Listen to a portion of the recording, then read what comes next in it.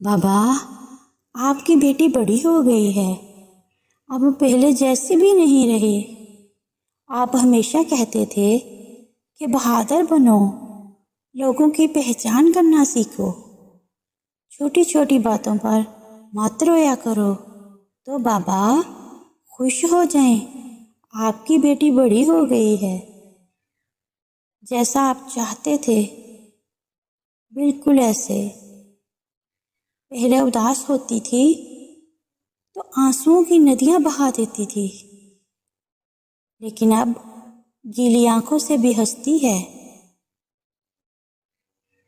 पहले सबको बताया करती थी अपनी परेशानी, अपना दुख, पर बाबा अब उसे कोई जानता ही नहीं कि वो खुश भी है या नहीं, उदास है तो क्यों है। कितना हंसती थी आपकी बेटी, अब बिना बोले ही दिन भी काट लेती है।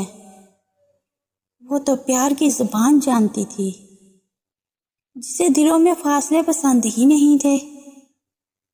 अब वो फासले इतने तवील हो गए हैं बाबा, और आपकी बेटी भी बड़ी हो गई है। जीत गई आपकी गुड़िया बाबा, मगर आप ये नहीं जानते वो जीत के भी हार गई है।